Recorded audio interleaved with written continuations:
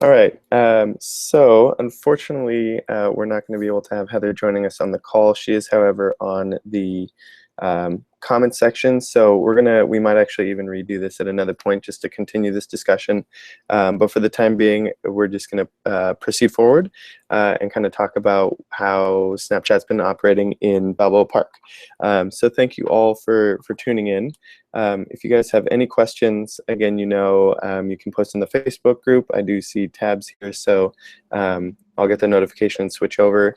And you can also just comment directly in the chat section here in Google Hangouts. So for those of you who aren't aware, I'm Drew Mandanak. I'm the host of the San Diego Social Media Managers Group, which was inspired by the International Social Media Managers Group for museum professionals. And so I manage the Balboa Park Instagram and Snapchat primarily. I work with my coworker Debbie on Facebook and Twitter, as well as Pinterest and a few other things, but really that's kind of our primary focus, as well as Snapchat. I also do BPOC's Facebook and Twitter, and so it's kind of, this is what we're doing. And so I think as far as kind of jumping into this, I know Heather was going to mention a bit about the paid and kind of filter aspect of things. I do think, given the group dynamic that we have, Heather is available and has commented a bit in the group. So if you have questions specific to paid filters, her experience using them, and we talked a bit as well, I'll kind of touch on that. Definitely reach out to her and use this space as a resource for those kinds of things. So to kind of start off, I know Kayla had kind of some general questions that I want to address because I think they're really good intro discussions. So what is Snapchat? Off the bat, it is a communication tool, essentially used to communicate between friends. The easiest way I always describe it is it's something that my brother and I will share, or our friends and I will share, and it's just quick moments. An easier way, I think, to send texts or anything like that. You don't have to worry about saving the photo or even video. In my case, I like to send a lot of clips of TV shows that I think are funny to friends or family. That all of a sudden I don't have to worry about that saved on my text message platform, or even on my phone to send through that. So essentially, it is a communication platform. Is it worth, so if you have limited resources, again, I'm kind of going off some notes here based on what people are asking. If you have limited resources, is it worth getting into? Tricky question. I would say ultimately it depends on your strategy. Yes and no, right? So I know Kayla's kind of got a lot of things going on. She's the one who asked the question and does a really great job with what she has. So Kayla specifically, I would think it really kind of depends on your interest. And I think from our conversations, you have a really good tap into multiple audiences of different ages. For us, that was something we wanted to address at Balboa Park. So we decided to incorporate that, and we decided to kind of create a new way of communicating to people. And so our strategy has actually been to address people. I'll ask people what they like, whether it's a text question or recently face-to-face. I'll do a quick video and say, what do you guys think? And get feedback.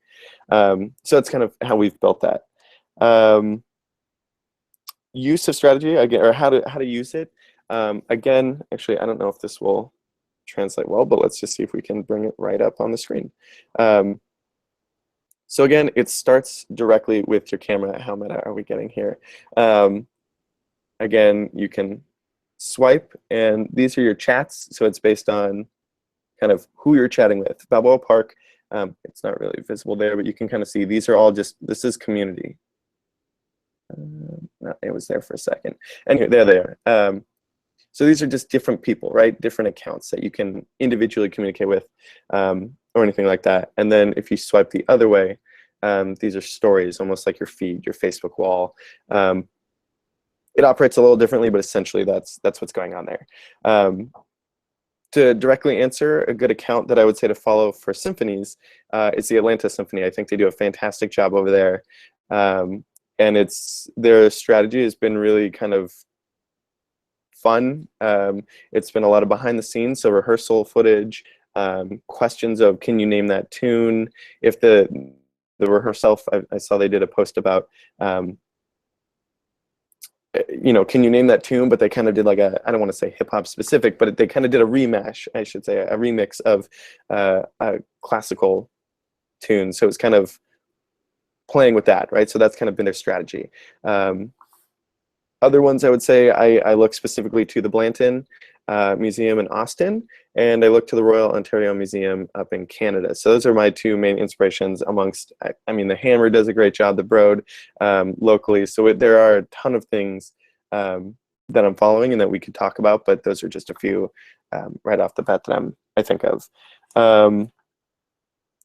And then longevity, this is the question, I think, particularly in the last week with Instagram stories, which we will come back and revisit.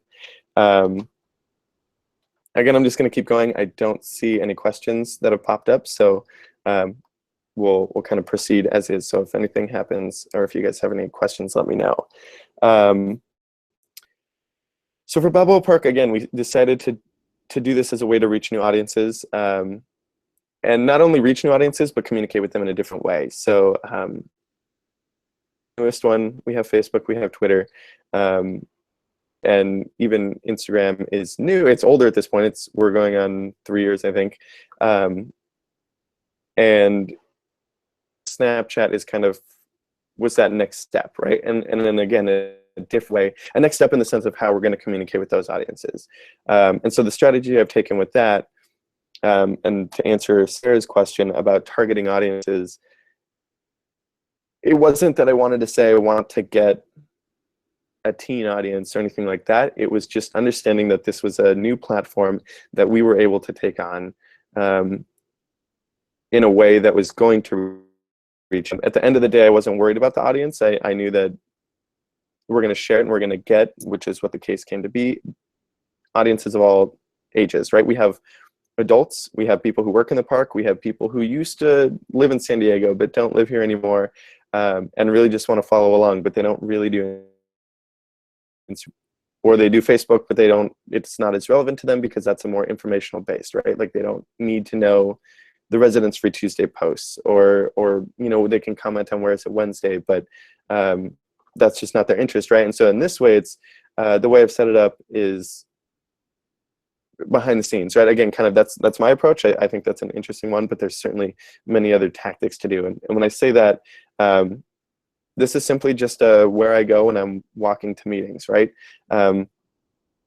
And so you'll see, if I stop for lunch and I look up and there's some nice umbrellas, I really just celebrate that, the fact that we have these beautiful settings and all of a sudden the organ's playing behind me. And so that's going to be a fun thing. And I'll either ask a question about it or say, what's your favorite concert?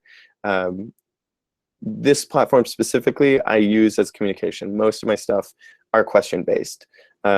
If I'm not, it's some sort of celebration, right? We've talked about, I think we did for Ramadan, I posted a picture from the Asian art collection at the Museum of Art. And in a way that like we did on Instagram as well, but it was more of, you could share more, right? So it's just, we talked about a larger breadth of information. I did 4 posts, which is nothing really as far as Snapchat's concerned, because it's not wall-based, Facebook wall-based, right? And so we had this larger discussion. I would definitely say it's discussion-based. And so Matt from the zoo actually said it really well, that he's not worrying about targeting either, simply just about sharing good content. And so again, with the zoo, you've got plenty of things, obviously, animals for days. So they can have great content to share and really kind of be sassy, be salty, whatever the way you describe it, is to, again, kind of share that content in a way that's not, here's our text and here's our image and, here's this formal presentation. Instead, we've got filters, and I went into the Timken actually one time and put the filters on the paintings, things like that, right? In a way that's generating a discussion that's different than we are in other platforms. on that, I guess as far as audiences also, when Snapchat or when Instagram released the Snapchat inspired stories, I actually went to both platforms as Balboa Park. I put my face on there and said, what do you guys think? What do you guys want? What are you guys even going to do? And Instagram said, it's cool, like we'd like it here, it's all in one app, makes sense. Snapchat really wants to stay. So for this current point, to kind of discuss Snapchat versus Instagram, I think Balboa Park is going to stay with Snapchat. Again, at least for the time being. I'm going to wait to see more updates before I completely abandon. And that's partly inspired because just from over time and knowing the audiences and engaging with them, I know that we have a similar demographic on Snapchat as we do on Instagram, but I know they are literally different people. They're not the same people who are engaging. There's certainly some overlap, right? There's crossover, and I see kind of the same players who comment on both. But it's a completely different audience. And so for that reason, at this point, it's not enough to get rid of Snapchat. The people on Snapchat still want it and are still engaging with me, so I'm going to continue that for the time being. I'm going to pause for a minute and just see, I see a question here. So Nikki from Accessible San Diego is asking about, as someone new to Snapchat, what media can you share? Can you capture pictures with text? Great question. Thank you for bringing me back to the basics of it. Yeah, so basically the way it opens up directly to your camera. It's based on that. So the first thing you do, you take your picture or video of up to 10 seconds, and from there you get to have fun. You can physically write on it. There's a little pen tool that you can use with your finger or a stylus. You can do a text option, a text overlay you can caption with whatever you want. And then you can add filters, right? So that can just be a filter like Instagram, where it kind of has a different shade or a different color. Or you can do the filters where you see people puking rainbows, or the dog, or all these things that if no one's on Snapchat, you have no idea what I'm talking about. But the physical filters that you will see put onto people's faces, and it's actually based on a facial recognition software that they have. So you can kind of scroll through and they'll update. And so they're changing, but I'm sure people have kind of seen these memes that have popped out as a result of Snapchat engagement. So it's again kind of that. And so you have the ability from that point, once you take your picture, once you dress it up and do what you want, you have the ability to send it to one person, my brother, my friend, my coworker, or you can send it to your story. And your story is, again, kind of the basis of your wall. But instead of being posted to your Facebook wall, your Twitter wall, or anything like that, it goes to your stories. And so people have to know, they have to go and say, I want to see Balboa Parks. I'm going to choose to see this story in order to see it. So you can post 3, 4, 5 in one thread and have this discussion about Ramadan, about December nights, about, I don't know, I'm only focusing on holidays, about an opera, when the opera invites us to their their live tweet ups, or when the symphony invited us there. I could do not just one post on Instagram or Facebook and say, I don't want to spam my people, but I could say, look at this. This is amazing architecture. Oh yeah, there's a French horn in there. I used to play French horn. Cool. And so you can have this thread, right? And that's kind of the way people talk about it.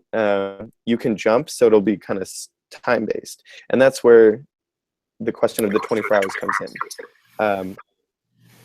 When you post your story, when you post your story, you have 24 hours, and after that, it's eliminated. And so people will no longer be able to choose to see that. It's ongoing, though. So if you continually post 24 hours a day, all day, you'll just have this news kind of essentially a video, right? Someone actually likened it to a modern comic that people can just kind of keep seeing updated and updated. So there's that. When you send it to someone personally, they can only see it for the time limit within opening it. So I send it to Kayla, and Kayla says, oh, cool, there's this snap from Drew. She saw up to the 10-second of video that I sent, or the photo, and that's it. It goes away. on both cases, whether it's to your story or to someone personally, it will track if someone takes a screenshot. And again, kind of jumping into metrics, the way a lot of folks have been doing it is just screenshotting 5 to 10 minutes before the story ends, and then seeing it will track how many people saw it or how many people screenshotted it. It is on the picture, and you can kind of see that throughout the 24 hours. Folks will go ahead and screenshot that as a way to kind of gauge seeing how many people follow, right? So I know Matt from the zoo also talked about within a few weeks, maybe it was a month, something like that, they've got thousands of followers, right? And they can kind of track in that sense how many people are following based on how, the growth of which people are seeing your posts. So there's that. Seeing another question come in. Or Drew, can you hear me by chance? Yes. Yes, it's Heather. Hi. Heather, how's it going? Okay, great. I'll look at questions and feel free to jump in here. Actually, cool. And I see a video as well, so you might be. I do. Yes, I finally figured the internet out. The internet as a whole, I finally just figured out how to deal with that. No, I'm live and I'm here, and you've been doing an awesome job. And hi, guys. So, sorry I wasn't here the whole time, but I'm here now. And one of the things that Drew and I chatted about yesterday, which I think will be. Pause. Give yourself an intro. Oh, hello. Hi, I'm Heather Rushworth. I am the marketing manager, digital marketing manager, at the Hard Rock Hotel here in San Diego. And so I'm in charge of our social media, our Facebook, our Instagram, our Snapchat, our Twitter. We have a pretty good following, pretty active following, but I'm also in charge of our e-commerce and all of our website conversions. So Drew and I do come from a little bit different of a place because I do have those metrics to meet every month. So a lot of our social media, while we like to authentically engage and we like to really have genuine conversations, I also like to use it to convert bookings if I can. So that's me. Previous to Hard Rock, I worked at CBS Radio here in town, and I was the digital manager over there.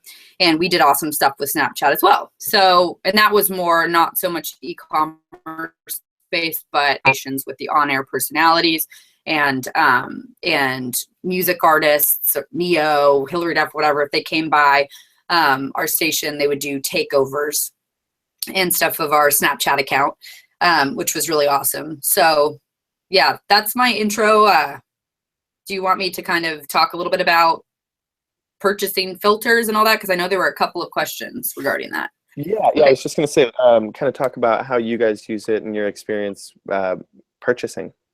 Cool. Yeah. So because a lot of people had talked about or your question yesterday to the group was if you could do one thing to better your social media, what would it be? And everybody basically said more people and more money or whatever. And one of the things that we do run into is we have such active audiences already on Facebook and on Instagram and on Twitter. So having kind of the manpower every day to also start genuinely engaging with people on Snapchat, it's not always something that we can do.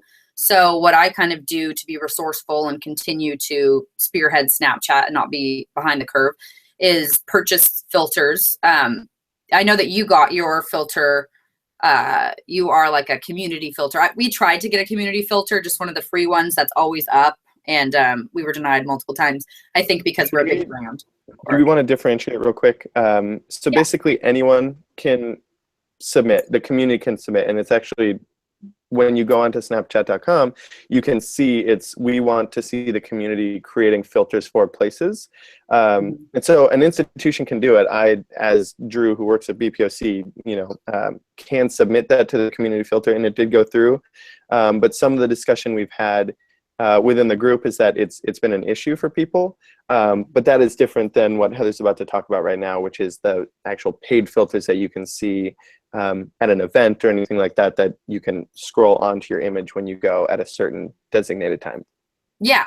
So those filters, if you're at Balboa Park and you're hanging out and you're checking out some cool statues and you're taking a selfie with the statue, which everybody does at Balboa Park, you can slide through your Snapchat filters and there'd be a Balboa Park one. And your guys' is up all the time, right? Your community filter is always on. If I was there at 3 a.m. or if I was there at 4 p.m., it's pretty much always active. Yes, and we Yes. actually it's been pretty supportive. We have one that I submitted. The rest, I think there's like four now, maybe five. The rest are all community activated. So most of the ones that if people are following on our Snapchat, I don't really use the one I submitted. It's an official logo, which is kind of got in under the rule. But yeah, I actually prefer the ones that are community based and kind of have a little more color and pop. So, but they're Okay. all the 24 hours. That's awesome. Yeah. So we had wanted one of those for any guest that checked into the Hard Rock, if they're in their room, or if they're on the roof, Mary Jane's or partying at 207 or whatever. We wanted to have something that was always on, and we were denied a couple of times. And so instead we did this other route, which was purchasing our geo filter. So when you purchase the geo filter, you can't have a logo in it. So you kind of got to get creative. The first one we did was like party like a rock star with like a bunch of like hand-drawn stars all over it. Thank you. No, and so we did that one, and that worked. That was fun. And then when we launched our new series, Night Swim, we wanted it something for that. So from 6 o'clock till 10 o'clock, or 6 o'clock till 2 a.m., we basically geofence. You submit your queue. How big of a fence do you want this to be active? And it's relatively cheap if you keep it small and for a couple of hours. So because basically if we were to take our whole rooftop bar float and fence that in for about 5 hours, that's about $5, which is awesome. If you were trying to fence in our entire hotel and keep it active from Friday check-in at 4 p.m. all the way to Sunday check-out, that's about $350. So it can be really expensive if you have a big institution. So it's kind of better to put $5-10 behind a fence for particular events. You do need to resubmit every week. So if you come up with the filter for an event and it's every single week, like say you guys were doing your awesome movie viewing thing, you could do a filter for that movie series. And even if it was just one, like Cinema Under the Stars or whatever, for the whole entire summer, you'd still have to resubmit it every week. So that's awesome. The negatives to that, I would say, are the analytics aren't really that detailed. You'll receive an email after you run a filter, and it'll say something like 115 people used your filter. And they won't tell you any demographics. They won't tell you who it was. So me in the e-commerce sector kind of enjoy Facebook more because I can see, they'll recommend. I can speak with the Facebook ad specialist and she can recommend, hey, the majority of people that love your post and interact with them are in San Diego and they're females from this to that. So would you like us to target more of those kinds of people? And that kind of detailed demographics works for me because I am trying to target people for conversions and for the e-commerce aspect. Whereas somebody like Drew is really trying to engage with the entire community for anybody who comes to Balboa Park. So that's like one of the differences there. So any other thing that we talked about yesterday that you would like me to chat about? I do think, so I'm seeing a few questions here, Okay. and I'm happy to kind of bounce forth, but Kayla asked, how did you get your audiences? And are there recommendations as far as kind of growing and building that initial following? Cool. Well, so that leads us into a good point. I kind of I use Snapchat in a different way where I use it for those community filters so that if someone's on property, they're going to be advertising for us to their friends by using our filter. So it's more of a user-generated kind of marketing campaign where 150 people shared with their networks our filter and kind of got our word out that way. So that's kind of how I choose to use it, as opposed to, we haven't gotten to dive in yet to that whole building the whole audience thing where every day we're sending out snaps. Just because we have a lot of bureaucracy and we haven't really figured out an organic way to do that where we still can monitor content and the quality of content and all of that. So instead we take this other approach where we buy geofences and we have our users generate our own marketing campaigns. So Kayla, I'll answer on kind of our end for the nonprofit section, I guess, but is there, back to you, Heather, do you advertise and say, hey, we have these filters, or is it just more of you set it up for the people who are going to know they can do it anyway? It's kind of their find? Is there an actual posting? Yeah, that's a good point. We do. We try to use Instagram or another platform or Facebook to say, hey, if you're partying with us, use this filter, or Twitter. We also have signs. So it's just check in on Snapchat. We have physical signs up at the party that let people know that we're on Snapchat and that you can check in with one of our filters. And that seems to work better than anything because the engagement actually on our other channels with the actual post itself, like use our Snapchat filter, it's never really reaches that many people. There's not that much engagement, so I don't want to flood our other channels too much with it.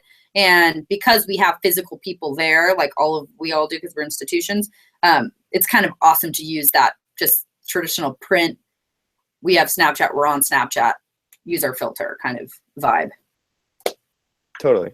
I think to answer the question as well, the way we did it was we put up when you do it actually, and it's the kind of goes back to the ghost thing. Let's see if we can see this here. Their little logo, I don't know if that's viewable, but inside Ghost, it creates essentially what's a QR code. That's how people find it. But when you set up your account, you can fill in the ghost, right? So if you don't, it's just the white ghost in there that's their mascot. If not, you can put whatever you want in there. Went ahead and put the tower in there, and then put that as our profile picture for Twitter and Facebook. Actually Instagram for a while as well. And so it was just kind of a subtle way in the same sense, because we did the initial post over on Snapchat and this and that. Coincidentally, like maybe a month or two after, it happened to have been Snapchat Day. So we kind of did the same thing, but those posts weren't so, like, they didn't really gather anything, right? The same kind of thing Heather was talking about. And so I think that's been a consistent, like, people can go on, and I've seen this kind of at various levels. We still have the one on Facebook, but I think it's down on Twitter, right? You know, things like that. And it's so different lengths of time. But yeah, that was kind of our way to just say, hey, it's there. It also, because it's that QR code, people can use their phone right there in Snapchat while they're on Facebook and say, oh, hey, I'm going to now follow you. And I think that was a really big help in gaining the audiences. Let's see. Then the next question, what kind of length of a post or snap is recommended time length? Video, you only have up to 10 seconds, so you can do anything at that point in that time. So it's there. As far as, I would say, length of, let's say, a thread, right? You can do multiple videos one after the other. You can do multiple posts one after the other. And so to shout out to the Maker Faire, they're doing their press release right now, their press preview. I would have, for something like that, I would have done the walking robot, or you know, and then a clip of, you know, Stephania, let's say, if she was doing a, you know, something at the podium. Those are a little harder. I don't actually like to do live events in that sense when there's a speech, just because it's hard to actually gain that 10-second clip that makes sense. But again, I would have done the moment of, oh, cool, there's this robot that's coming out, or there's that. And so I would have done a few. I usually will wait for a little bit just because I'm never out 100% of the day and then come back. But I still certainly think if later today I was out, I would get another few threads, another few posts, breaking it up either with photos or images. So because there's no wall that people are like, oh, they're spamming me, you can do as much as you want. Again, I think we all have amazing content. So there's no true shortage of, like, no, everyone's going to want to see, whether it's the celebrity, the violin, the tree, the squirrel. We've all got amazing things. Yeah. So what I'm hearing, oh, sorry, go ahead. I was just going to read another question, but go for it, Heather. Cool. I'll read yeah. my answer. Did you want to talk a little bit too about takeovers? Because we spoke a little bit about that yesterday. Yeah. So it's this idea, you know, that if you have an influencer, or if you have a celebrity, or you have an artist, or you have an athlete, anybody of interest that kind of has a unique point of view, or is a great Snapchat user or social media kind of maverick, having them take over your account. We haven't done too much of that. We've invited influencers at the Hard Rock, so we'll invite somebody with a big Snapchat influence. They'll come and they'll tell our story through their point of view, and then they'll save that as, at the very end, you can save, 3 different other apps, like save that story, and we'll share that on Facebook, and we'll share that on Instagram and Twitter, which is awesome content because, again, somebody else is making it for you, which is super great if you don't have a lot of time.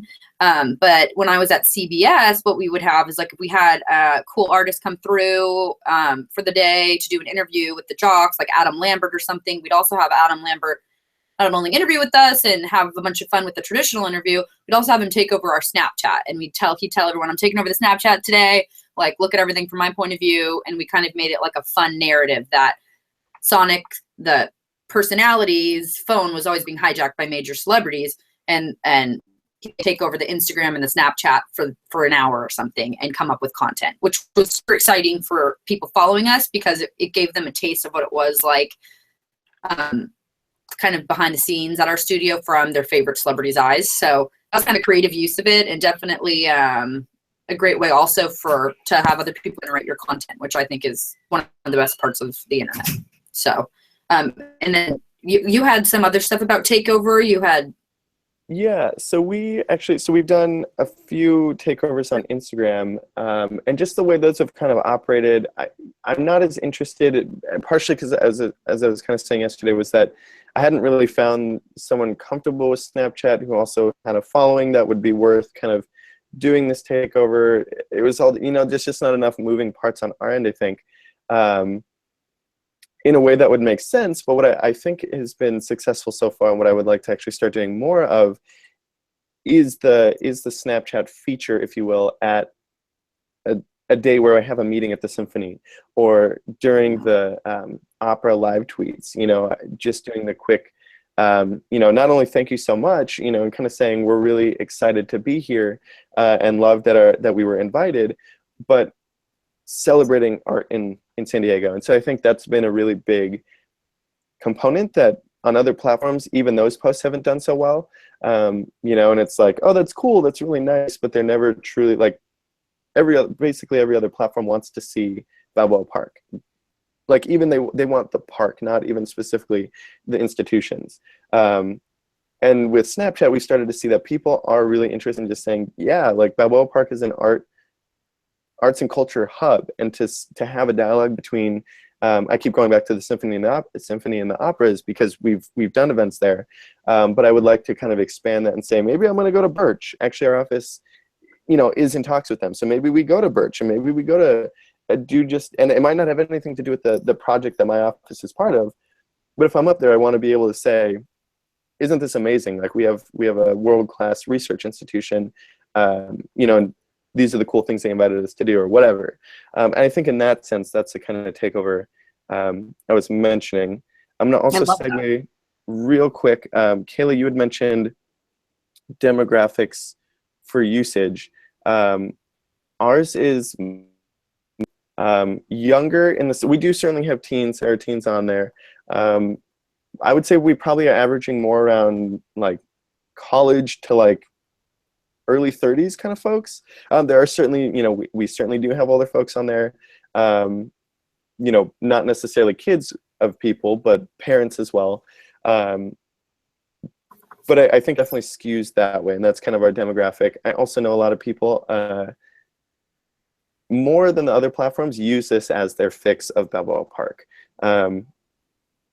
as a way to kind of see things. So that's kind of where we're at. I would definitely say we're probably about 17 to 30, like, heavy users, hardcore users.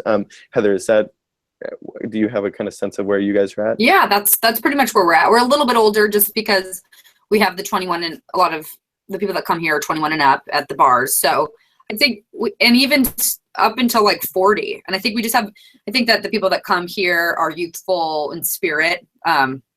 They may be 45 with bottle service, but they feel like they're 21 and they're on Snapchat. So that's pretty much kind of the 21, and then to like maybe 38 for the most part, and kind of evenly split between females and males. So similar to our other ones. Besides, like, would you say that it's similar to your audience for Instagram?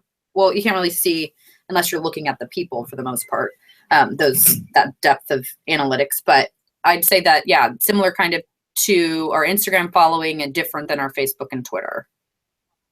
Yeah, So yeah, I think those two, Snapchat and Instagram, kind of couple well together as far as kind of similar demographics and even the way I will post and comment. Yeah, as opposed to kind of the Facebook, Twitter response. Back to paid filters, Amanda actually asked, does Snapchat provide you metrics on the paid filters? If so, what type of details? Yes, they do. Well, that's one of the things that I'm not super in love with. They'll give you an analytic report and they'll say your Snapchat or your filter was used 112 times that night, and it had an exposure of 3,000 people. So 3,000 people saw the filter or and didn't use it, or 3,000 people interacted with a snap that had the filter on it. So, and yeah, I'm kind of curious as to how they really come up with that exposure metric. And at first you may find it kind of disheartening because you're like, man, that's not that many people. Like if I were to do a Facebook post, I may sometimes get 40,000 people. It may land on 40,000 feeds, and 3,000 isn't really that awesome, you know, but at the same time, they're kind of, I think, a more interactive form. Like people are opening up and seeing a filter. It's almost more of a direct conversation than it just like flying through someone's feed. So it's just a different kind of interaction. But they won't tell you, again, like they don't, for the most part, tell you, I don't believe they tell you like gender and age for the most part. You kind of have to just see who posted what. Like you had been talking about earlier, Drew, the best way to kind of do that analytical recap is to see who pictures and like who's been sending what actually within the app, and kind of, so that's not terribly accurate, but it gives you a bit of insight, I guess. Do you get any kind of analytics at all, Drew, from the community filters, or? Not from the community filters. So we don't have any kind of stake in that, partially because it's just up all the time. Again, kind of the way I'm looking at it is the engagement with each post. So I don't have it as far as, I don't screen capture any conversations specifically for post, but I just have that kind of, again, I'm the only one managing it, so I know it's kind of all within here.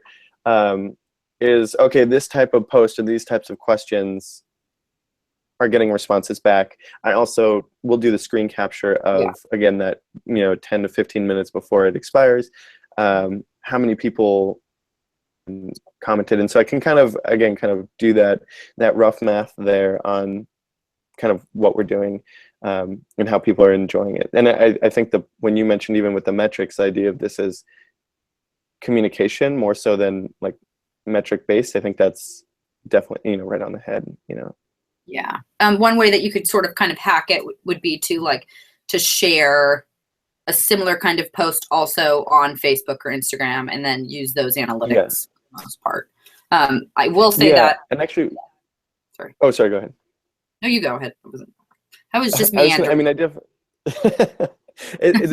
do think there is that, again, the sharing element is, I don't use it as much to find, because I was going to say Vine, for example, is I'll take video that I'll take from Snapchat and use on Vine. Again, completely different than even the followers on Twitter. Our audience on Vine is different, and it's very small.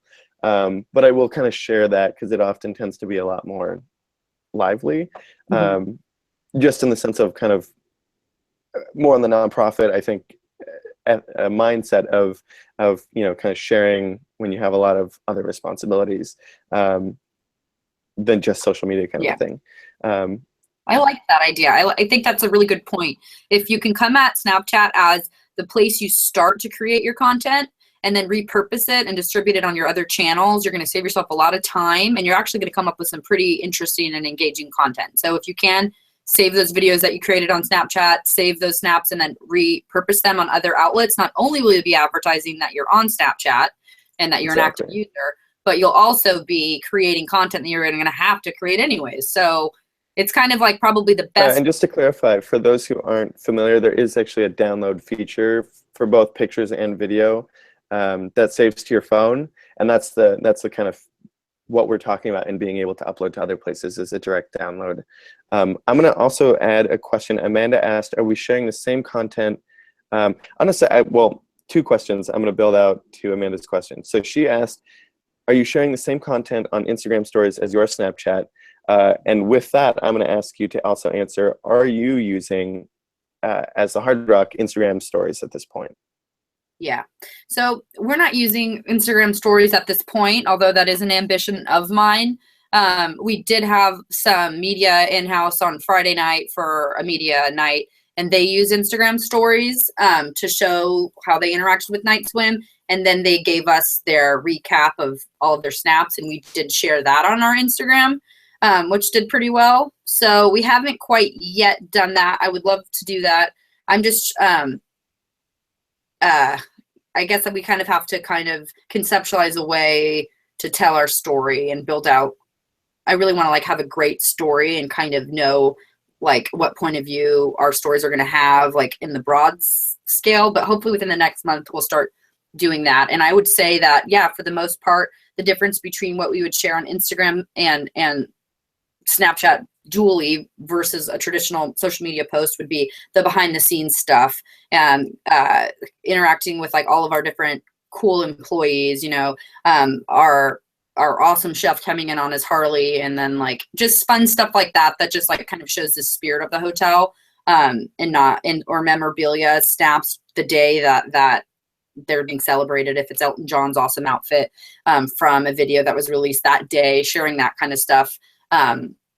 Stuff that, you know, is interesting if you're looking on it in a feed, but maybe isn't as wildly kind of like feed friendly, like Facebook feed friendly and stuff as some of these other things that we share. So yeah, what about you, Drew?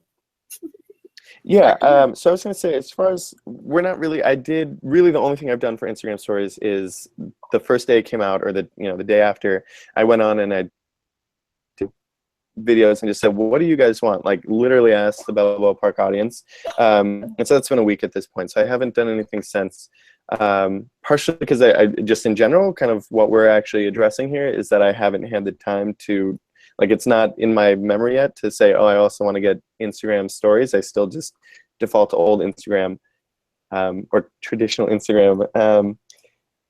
I will say, I mean, kind of in the sense of sharing for Snapchat, it's I mean, as you kind of see, like, across our feeds, there's nothing that's ever like, oh God, they've got another Snapchat video on Vine or another Snapchat video on Facebook. Like, it's to Heather's point of, when it's the spirit of the organization and I think it will speak across platforms, that's when I'll go ahead and do it. So we have done videos that have come from Snapchat. I will always, that's the other thing too to clarify, is you can download at any point. So I always download first and then add my filters and fun and writing. And a lot of times, because I put the filters, the text right on. So, as far as what we're looking at a video here, I'll block a face or I'll block a whatever. And it's kind of central to the way I post to Instagram. That would be really annoying on Instagram or Facebook or anything like that. So I'll use the content, but share it in a different way, and that's specific to that platform. So it is, again, I'm recaptioning for Instagram. Even if I say the same thing, it just doesn't have that bar of text. Yeah. Sometimes, or most times, but it's kind of within the community spirit of what that is. And it's, I guess, to also answer for anything, whether it's Snapchat and Instagram stories or just Snapchat and kind of any other content, I'll do what I can in reason. So there are even times when Snapchat just falls off our radar. My priority for things like Maker Faire, if I was going to be able to make it to that event today or any press release in the park, is straight up video that I can cut for Facebook, that I can cut for Vine, and put on Instagram, right? That I can do after the fact and more control. Again, going back to the point I made earlier about, I don't do the quick Snapchats of a speech. I'll do a fun fact that I can do on Snapchat, and do a picture of the mayor doing a talk or something and say, great to see the mayor here, excited about what's to come, or something like that. But it's not necessarily that same video stuff. But sometimes if you just don't have the time or battery or whatever, Snapchat will be forgotten, and I'll talk about it later and say, oh yeah, like the Southwest Airlines put a box in the plaza. I wasn't there for the press release or the press conference, but I'm here now. We're talking about the same issues.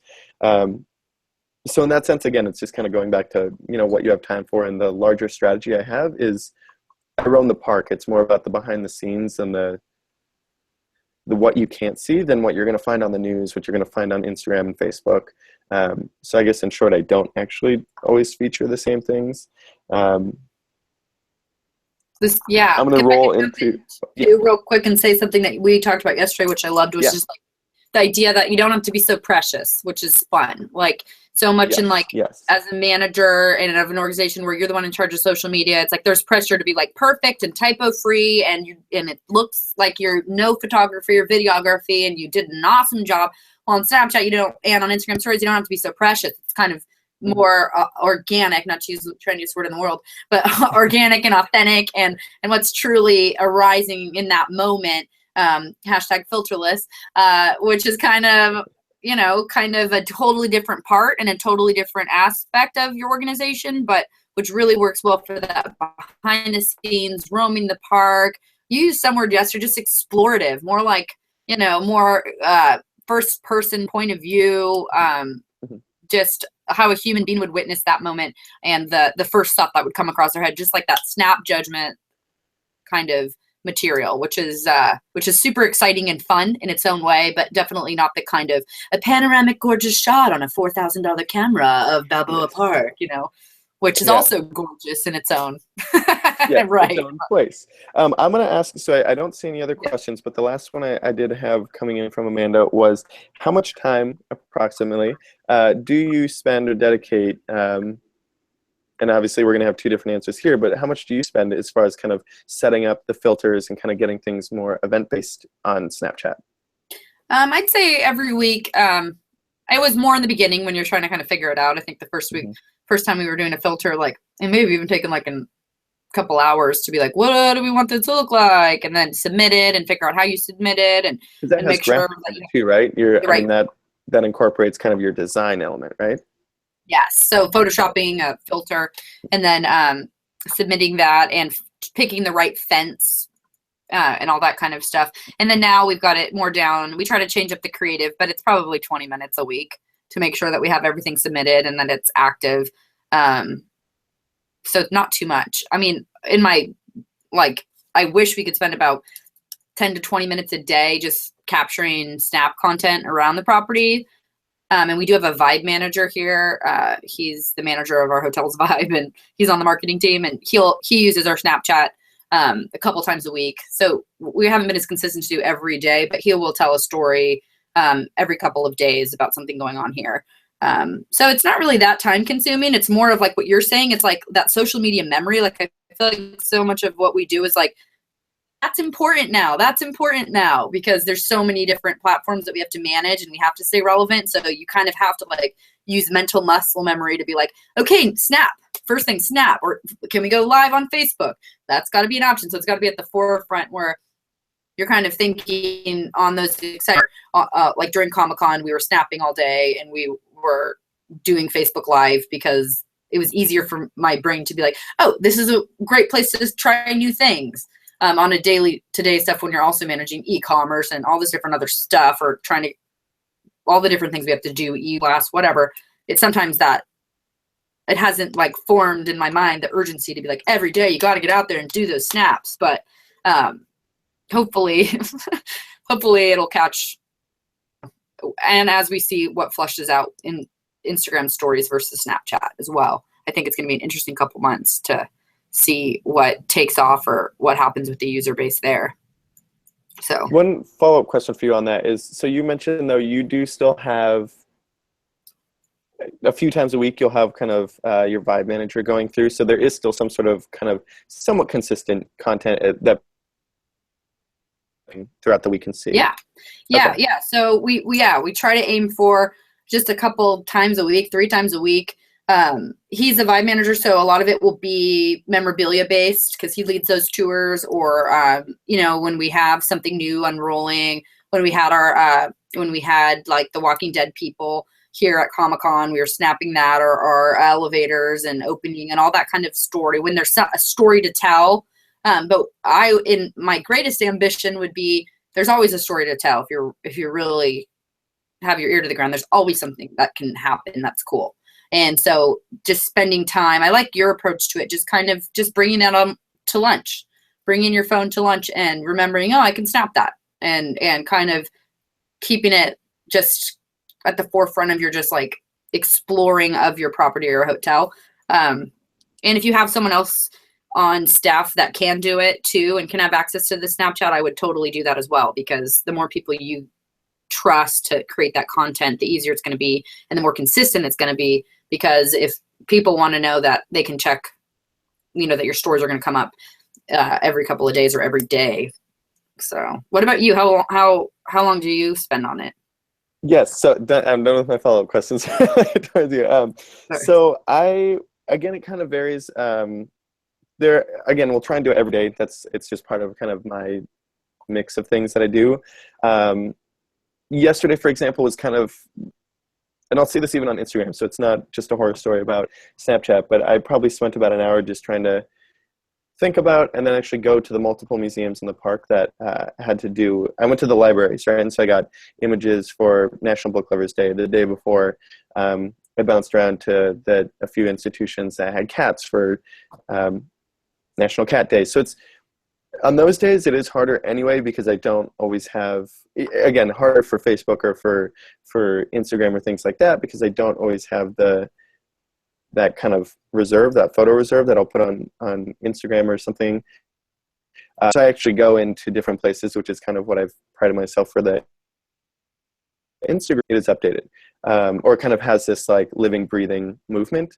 And so for back to how much we spend, sometimes it's just like 1 or 2 a day. Like there's some where I just don't get to it, and at the end of the week I'm like, I'm kind of tired and it's been a long week, but I still want to talk to again, Snapchat for me is specifically talking to our audiences. And so I'll just say, have a good weekend. Like, make sure to say sunset, Balboa Park, filter, and then have a great weekend, guys. We'll see you Monday. And so it can be, I mean, what is that? That's 30 seconds to snap that picture right outside my office as I'm walking to my car, and then hit it and go. Some days, if I have a little more time too, if I ask a question, one way as far as engagement and kind of how I've started building my communication with folks is I'll create arbitrarily in my head. If I take a picture of a building, I'll send it to everyone with a B, like in the B list, or anyone with a B name that's, following me. I'll just send it to them and say, beautiful building, right? Like, what do you think? What's your favorite? And it kind of, that's how I started gauging like who's from San Diego, who's not. That takes not that much more time, right? Because you can send en masse to people. So it's really setting up and doing the picture that I want. But it's that a few extra seconds to just tap all the people in the B column. Cool. So maybe I would say probably at most an hour and a half a day. Like again, on the busier days, up to probably 20 to 30 minutes on average. But assuming I don't really always, I'll do a quick one every day. But that's really if I'm thinking kind of strategically, right? So that's not really thinking about, oh, I was walking to a meeting and I think this is really cool, or I stop for the 10 seconds I can do video of the Oregon Pavilion, right? Like it's, when I'm thinking about the strategy, I'm probably going to do about, let's say 30 minutes to an hour on average a day for those content ones, and then quick one-offs here and there around meetings. So I'm just going to check. I don't think any other quick questions. If anyone has them on the YouTube page, we can't see them. So either post here in Google Hangouts or on Facebook. But I think we're basically at our time. So yeah, thank you guys so much. And Heather, thank you for joining in. Yeah. We're both available for questions. We're in the group. We've got our information there. Any final things you want to say, Heather? No, thank you. Thank you for spearheading this awesome group. It's so informative. And, they always say, like, San Diego doesn't have any culture. It's like my least favorite thing. So there's no culture in San Diego. And I feel like not only are we as social media managers communicating to the world, like, yeah, there is. But you've created a forum to keep that spirit alive. And I think that's awesome. And if anybody has any questions about anything, please talk about it. Because sometimes we're in our isolated little worlds and our social media worlds. It's nice to be able to communicate about what we love to do. So, Exactly. So again, this video is going to be public. It'll live on BPOC's YouTube page. I'm going to keep it public just so other social media managers can see it, and there's no accessibility issues. I'll post it in the group so it's there. And as always, just feel free to post your questions, and we'll go from there. So thank you guys so much, and we'll talk soon. Bye.